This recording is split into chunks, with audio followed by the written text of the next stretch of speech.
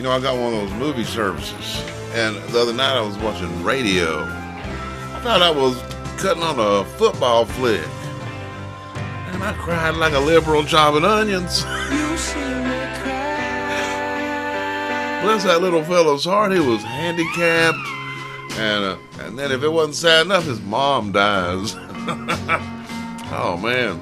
Anyway, cheer up. Welcome to Intellectual Froglegs. You know, whatever the federal level Democrats propose to be a good idea, well, it never is. The Obama administration just granted a $50 million contract for our Border Patrol uniforms to be made in Mexico. Has this sumbitch done one thing for Americans? I mean, we see him doing stuff to Americans all the time.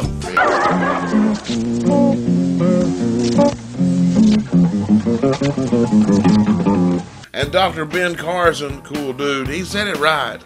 Now, I'm paraphrasing, but he said something like, if you wanted to destroy America without firing a shot, what would you do any different than what the Democrat Party's doing right now? We're economically bankrupt, we're morally bankrupt, and look what they do. Anything the left can do to divide people, they do it. And they have their more than willing media throwing gas on whatever fire they start. And also, if they can jab or insult Christianity in the process, I think that's like a grand slam. But that is what all this noise about gay marriage is. It's a distraction intended to divide us. What they've done is they've framed the argument around a flawed, politically correct premise, which they always do. So now they can paint anyone that disagrees with them as an intolerant homophobe. We are the problem. Well, you know what? I don't think so. And it's not all gay people that are the problem. No, I've got a couple of gay friends that I love dearly. No joke. It's these agenda-pushing, loudmouth, left-wing political activists. But you know what? When your life is defined by sex, or when your life revolves around sex, regardless of your fleshy pleasure, you're a pervert. And you are the problem. And contrary to fabricated media nonsense, gays represent less than 2% of the population. Less than 2%. And that's not from Fox News. That's from a 2011 UCLA study. How about that? But because of our wonderful mainstream media, like ABC, CBS, and NBC, having gay characters in virtually every program, 1/3 of Americans believe that 25% of our population is gay, when it's less than 2%. Ride, Captain, ride upon your mystery ship. Be amazed at the friends you have here on your trip. Ride, Captain, ride upon your mystery ship. On your way to a world that others might have missed. Back to the marriage thing. Marriage is one of the fundamental pillars of human civilization. It's not some fad like a pet rock or bell-bottom blue jeans. And more importantly, you know what? If it has to be explained to you why dudes marrying dudes is wrong, then again, you are the problem. And not us who actually live within the laws of nature. Furthermore, 1 to 2% of the population does not dictate what's normal. You know, if we start making special laws for this 1 to 2%, who's going to be next? Where does it end, you know? Seriously, the future of humanity depends on the joining of a man and a woman. The future of nothing is dependent on two gays getting together. The tradition of marriage has been defined as the joining of a man and woman since the dawn of civilization. A long time ago. Because a man and a woman can procreate, aka conceive a child and create a family. And it creates a natural link for children. The only reason marriage came about and has existed over the course of human history was to regulate, from a social point of view, the obligations and responsibilities inherent with having children and raising a family. This is not insignificant.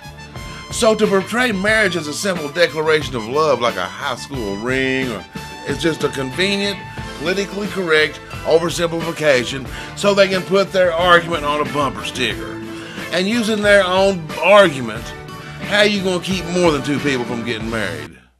I want to marry my toaster. Beat my wife, my goat. My wife had puppies. Anyway, no time for joking. There's always time for joking. Okay, but of course all married couples don't or can't have kids, but that's the exception and not the rule, and it does not diminish or conflict with the laws of nature.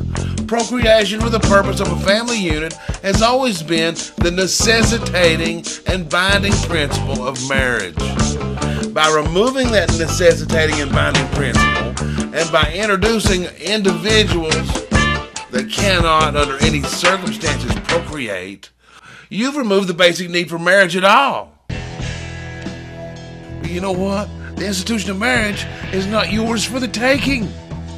And it damn sure ain't ours for the giving. How arrogant. Yeah, we're going to go down as the most selfish and most ignorant generation in modern history. Congratulations. Welcome to our new segment called I Wouldn't Do That If I Were You.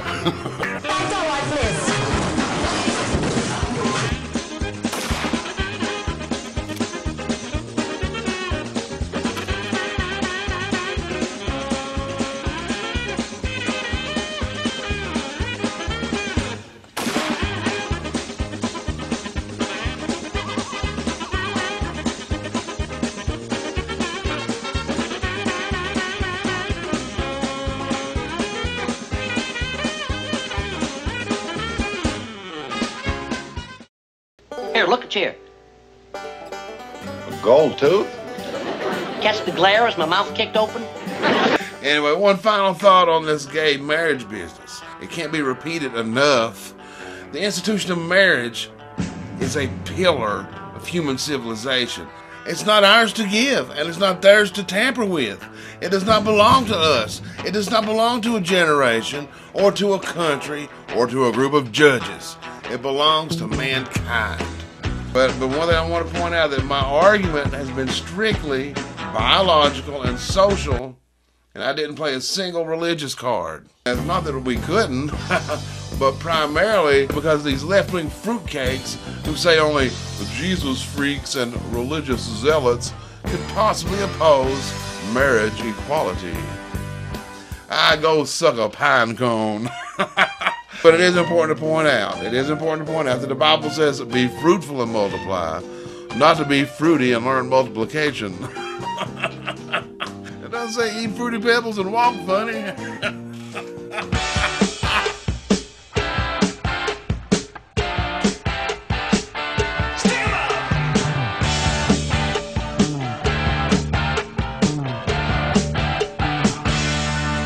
But again, here we are allowing the left to dictate the narrative.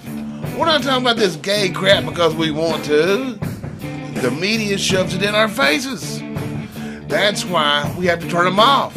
There's no meeting these people in the middle. You gotta turn their asses off. Why on earth would we voluntarily help the enemies of freedom get stronger financially? Which we're doing by the millions. Turn their asses off. And remember, your clicks are cash too. Quit clicking their links and quit clicking on their damn videos. Everything is about generating advertising revenue. That's all. Now you can send those extra clicks to me. I'll hold them for you. But you know, while we're here, is there anything else considered sacred by the majority of Americans you guys want to take a crap on?